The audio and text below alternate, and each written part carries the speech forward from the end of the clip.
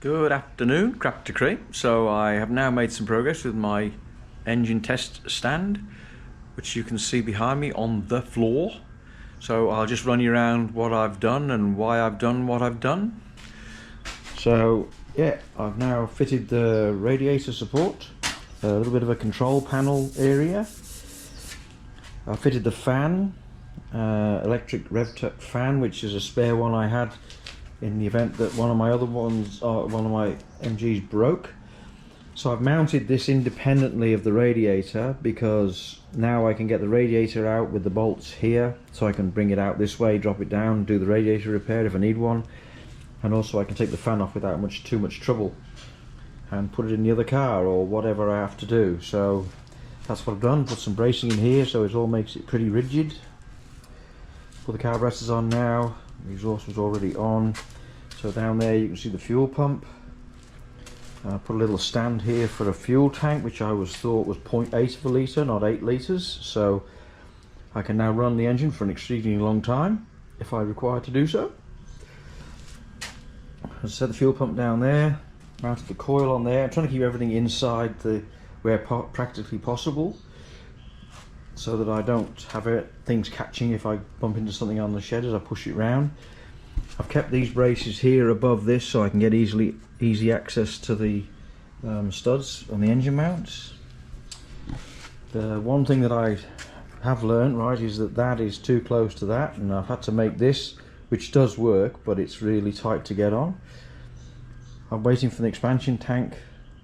So in hindsight, maybe using an earlier radiator with a cap in the middle might have been a better idea, but the one I've got, the early one that I've got, has a leak in it, so I was pushed into using a late model radiator. I'm going to put a little bit of rubber underneath here. The engine sits more or less dead level now. It's about 1.5 degrees out of level as it sits in the shed.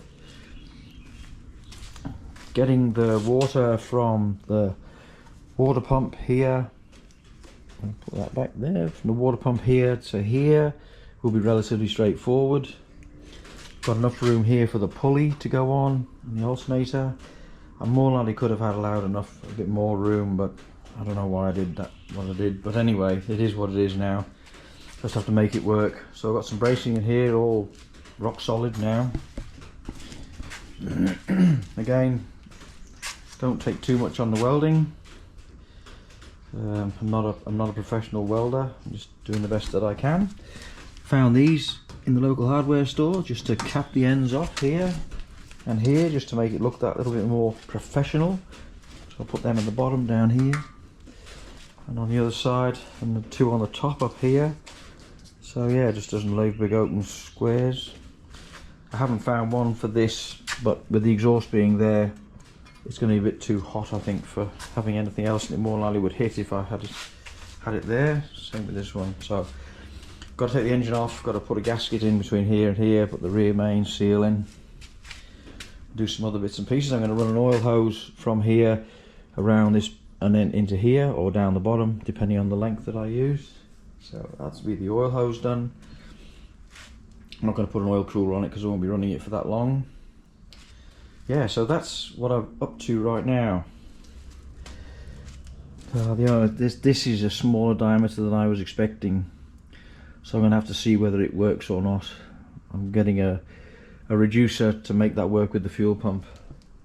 Might be a bit of a struggle, but I'm not going to be revving its nuts off, and not going to be heavily under load. It's just a test stand when all said and done. Carburetors obviously are on now. They're the HIF carburetors I had spare that I had on the other engine that I took off. Yeah, I think that's about it really. I won't talk about this being how square or out of square it is. I made a mistake with this and it ended up a bit on the piss. So anyway, front one's good. That's all vertical and square to this one, and yeah. Would have been an awful lot of buggering around to get this attached to this or set up as per, like, we have to use the bolts from the radiator and all that stuff. So I left it as it was. I don't think there's anything else really.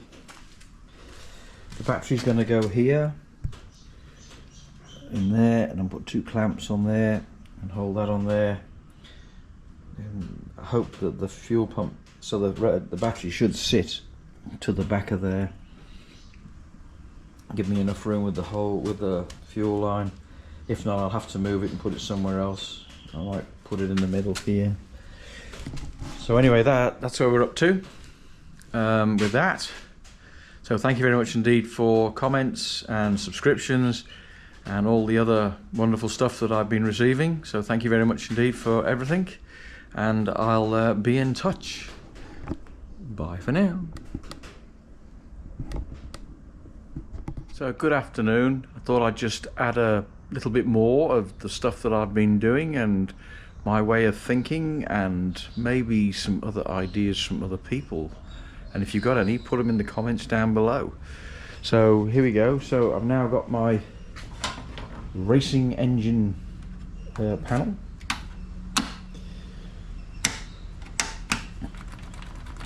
Got that all sorted out.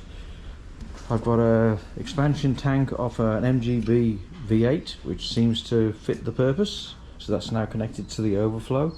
Sorry, to the top of the radiator there. How I'm going to bleed the system is another little thing that I'm going to come across. So I've got